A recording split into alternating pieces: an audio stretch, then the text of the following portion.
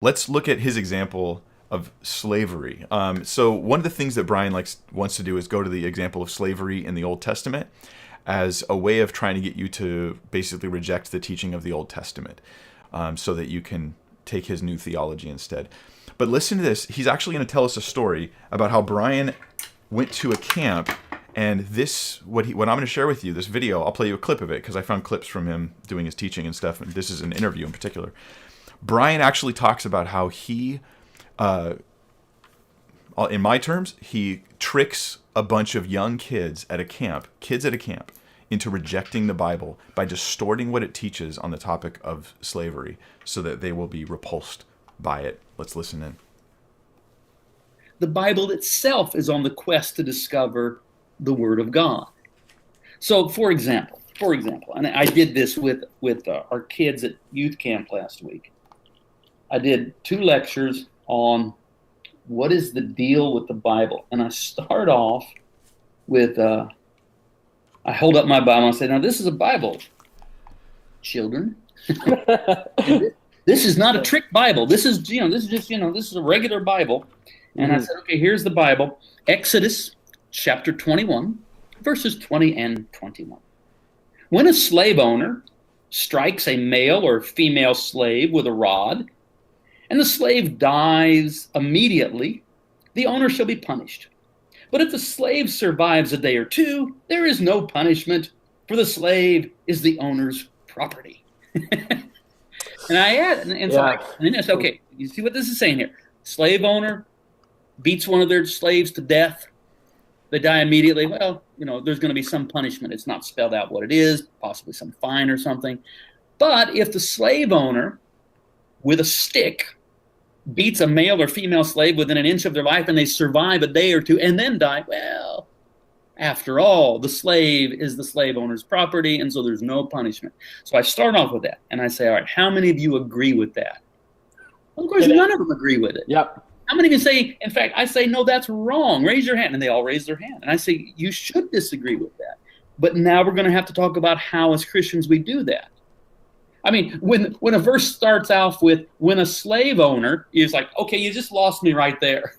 So, look, 13-year-old kids at a church youth camp have a superior moral vision, at least in regard to the institution of slavery, than the Bible does. Allow me to explain what he just did. I would raise my hand too. I disagree with that. That's wrong.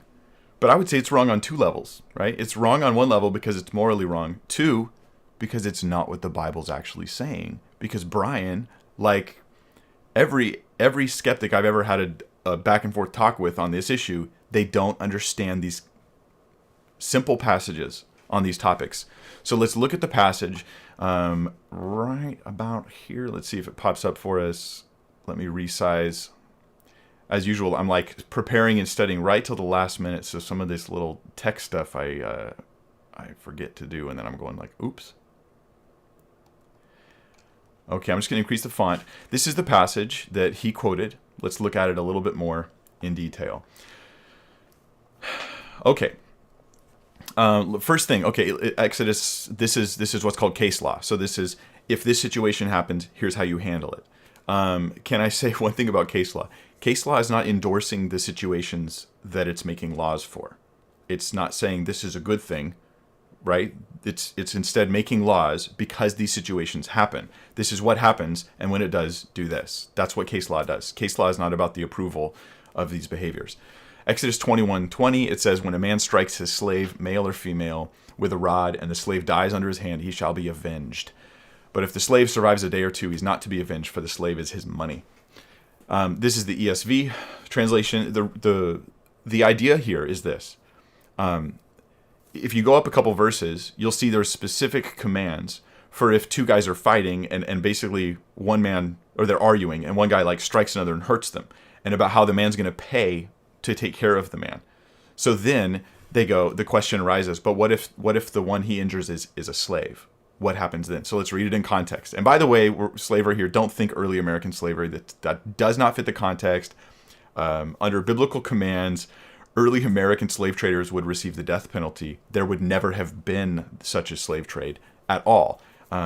It's just, we got to get that out of our heads. The word slave, I feel, is even wrong to use because of what we're thinking of when we say it.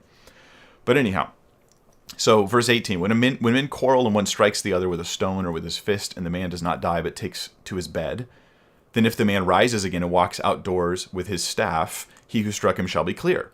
Clear of what? Well, the death penalty. The guy didn't die, so the one who struck him won't die. But there's still something to do. Only he shall pay for the loss of his time. He shall have him thoroughly healed. So the guy who injured the other, he made it out alive, so I'm not going to get the death penalty. But I am going to have to pay for the days he couldn't work and pay for whatever the cost of his healing is, however long that might take. Then, how does that apply that same situation to someone when they're a slave? Well, when a man strikes his slave, male or female, well, this isn't approving of striking a slave, is it? Any more than men, if men quarrel, is it okay to strike them? No, it's case law. It's if it happens, not it's okay.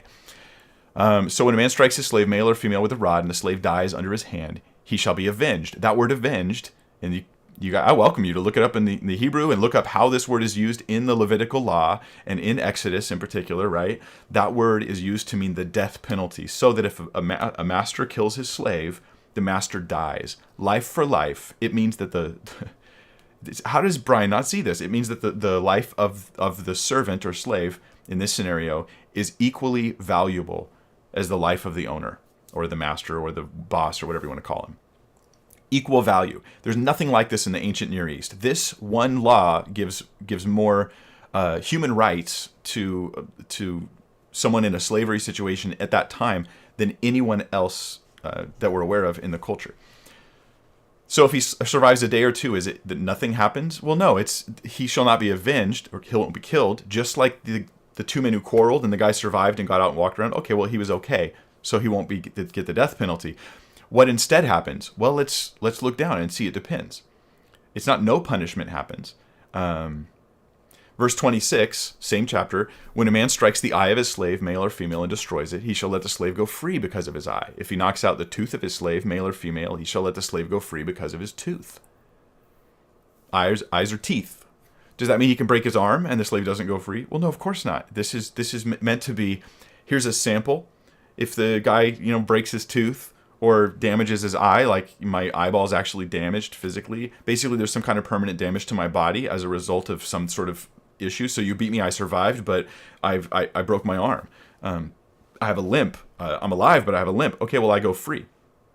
This is actually really good news for the servant. They're not to be under the bondage of that master. It would be debt slavery. So anything they owed the person is wiped free. So it's not like he pays for just a broken arm or something, but rather, no matter how much money the servant owed the master, he goes for free. This elevates the right of the slave. Does Brian see this? No. Does he care? I don't know. Does he says he loves the Bible. As I read his book, he talks greatly about how he reads through the Bible and he's read through it so many times, and he'd wear out his Bible every year and have to get a new binding on it. Well, he seemed to never pay attention to Exodus 21. But more egregious than that is he misrepresented this text to a bunch of children at a camp, as he does in his book, as he does in his teaching. That's not what the text says, but he's got to demonize the scriptures to get you to raise your hand and say, I disagree with that. That's wrong. Except what you're disagreeing with is Brian's version of the Bible. It's not the actual scriptures themselves. And one more thing, I'll just say this. Brian's going to appeal to Jesus as the one who can change the way we view the Bible. Well, that's not quite how it is. But here is something that Christ shared, Matthew 19:6, that will help us with the topic of understanding and perhaps slavery in particular.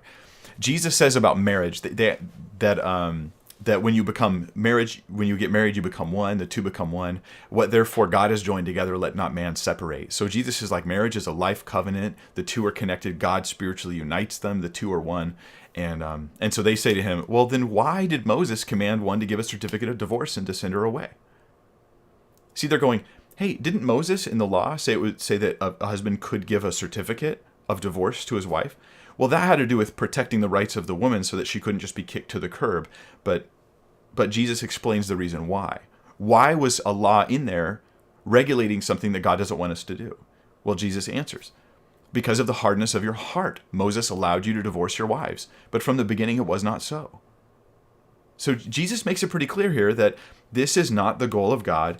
The fact that in the law they're regulating sinful behaviors does not make those sinful behaviors appropriate or good. It may represent simply the fact that no matter what God said, they were going to rebel in these areas, they were going to do wrong. And so he does things to protect whoever will be victimized by those things. All the laws about slavery are elevating these slaves' rights. Anyway, I've got a video on slavery. You can Google it and look it up. But there's an example of Brian's just utter distortion of the scripture in front of a camp full of kids, and he's laughing about it. And he says that even 13-year-olds can tell that the Bible's morally corrupt here. What a shame.